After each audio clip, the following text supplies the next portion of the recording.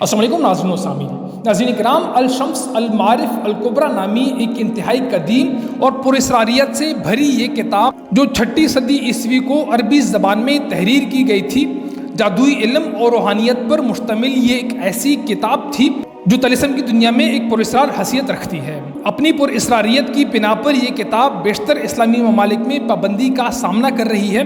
اس کتاب کے علم رکھنے والے افراد اکثر یہی جانتے ہیں کہ اسے 6 صدی عیسوی کے ایک عالم جو کہ روحانی علم پر عبور رکھتے تھے نے تحریر کی تھی، جس میں روحانی، جادوئی اور جنات کو اپنے تابع کرنے کے علاوہ بہت سے عملیات درج ہیں۔ مورخین اس کتاب کے متعلق یہ رائے رکھتے ہیں کہ یہ کتاب تحریر ہونے کے 100 سال بعد تک کسی کی کام کی اس لیے نہیں رہی کیونکہ اس کو پڑھنے والا شخص یا تو مجنون ہو جاتا یا پھر جنات اس پر حاوی ہو جاتے۔ مورخین کے مطابق یہ کتاب 100 سال تک فقط ایک ہی نسخے پر مشتمل رہی۔ کسی نامعلوم شخص کی جانب سے اس کتاب میں کچھ رد و بدل کر کے اس کی کئی نسخے بنائے گئے تھے۔ کتاب لکھنے والے کی جانب سے بعض ایسے عملیات تحریر کیے گئے تھے جنہیں استعمال کرتے ہوئے کوئی بھی عام انسان بہت آسانی سے طاقتور جنات کو اپنے تابع کر سکتا تھا۔ اس لیے خود جنات اس کتاب کی حفاظت کیا کرتے تھے تاکہ کوئی انسان اس کتاب کو پڑھنے کے قابل نہ رہے۔ مورخین کے مطابق بعد ازاں ایک نامعلوم عامل کی جانب سے اس میں تحریف کرتے ہوئے ایسے عملیات کو اس کتاب سے نکال دیا گیا تھا جس کی وجہ سے جنات اس کتاب پر مامور تھے۔ لیکن اب بھی کالے علوم اور جنات کو تابع کرنے جیسے عملیات کی بنا پر کوئی بھی اس کتاب کو پوری طرح سمجھ کر پڑھنے میں کامیاب نہیں ہوتا۔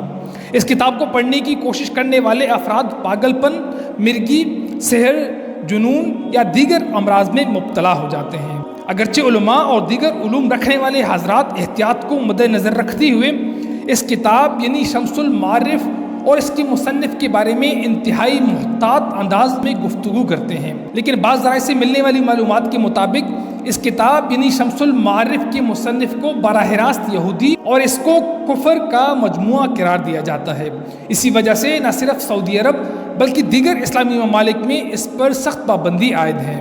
ناظرین کرام، 6 صدی کے آخر میں یہ کتاب محمد بن علی بن زاہد کی تحویل میں تھی۔ یہ شخص ایک دولت مند تاجر تھا اور مزید دولت کی ہوس میں اس نے یہ کتاب بھاری معاوضہ خرچ کر کے حاصل کی تھی۔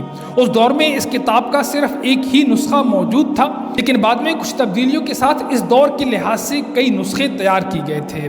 محمد بن علی بن زاہد کا کہنا تھا کہ جب بھی وہ اس کتاب کو پڑھتا تو اس کے سامنے ایک سیاہ ہیولہ آ جاتا، اس کی وحشت دیکھ کر وہ بے ہوش ہو جاتا۔ کئی کوششوں میں ناکامی کے بعد بالآخر اس نے یہ کتاب وقت کے ایک بڑے عالم دین کے حوالے کر دی۔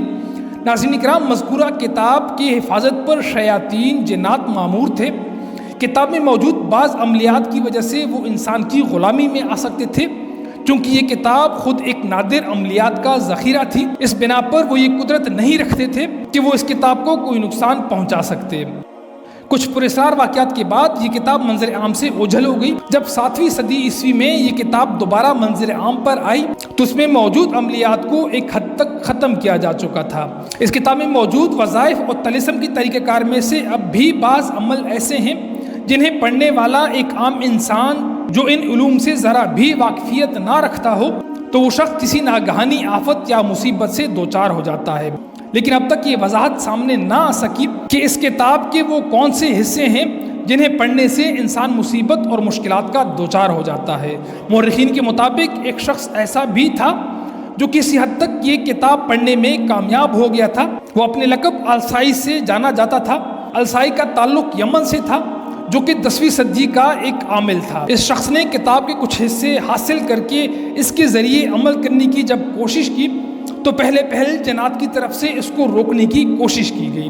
چونکہ السائی کا تعلق روحانی عملیات سے رہا تھا، اس لیے وہ اس بات سے خوب واقف تھا کہ جنات کی جانب سے انہیں روکنے کی کوشش کی جائے گی۔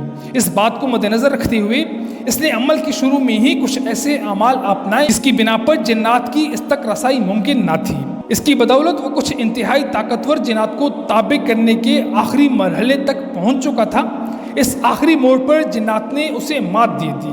کئی برسوں دماغی امراض کی کیفیت سے گزرنے کے بعد جب وہ دوبارہ ہوش میں آیا تو اس کی جانب سے بتائی جانے والی معلومات سے یہ اندازہ ہو گیا تھا کہ اس کے ساتھ کیا ماجرا ہوا تھا۔ مورخین اس بات کو جاننے سے قاصر رہے ہیں کہ السائی پر ہونے والے اثرات کا توڑ کیا تھا اور کس نے کیا تھا۔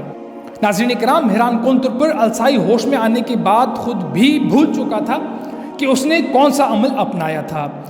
حیرت انگیز طور پر اسے اپنی ماضی میں صرف وہی عمل تمام تر تفصیلات کے ساتھ سے یاد تھا جس میں اسے جنات نے نشانہ بنایا تھا۔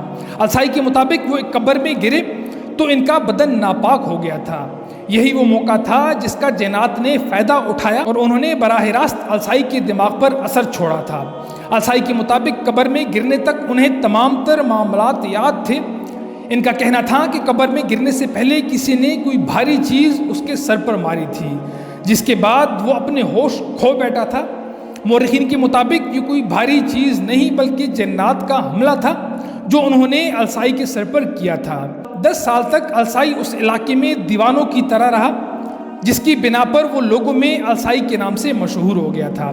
اس طویل دماغی مرض سے چھٹکارے کے بعد انہوں نے لوگوں کو سارا واقعہ بتایا تو لوگ اس پر یقین نہیں کر رہے تھے، لیکن بعد ازاں علم رکھنے والوں کی جانب سے تصدیق کے بعد وہ لوگوں میں خاصا مشہور ہو گیا تھا۔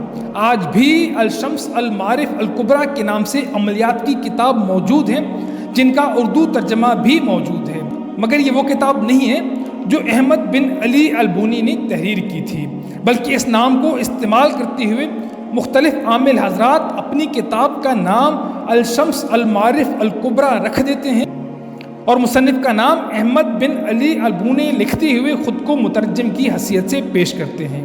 ناظرین اکرام، یہ تھی ہماری آج کی ویڈیو۔ اس دعا کے ساتھ آپ سے اجازت طلب کرتے ہیں کہ اللہ رب العزت ہمیں گناہوں سے بچنے اور نیک اعمال کرنے کی توفیق عطا فرمائے۔ آمین ثم آمین۔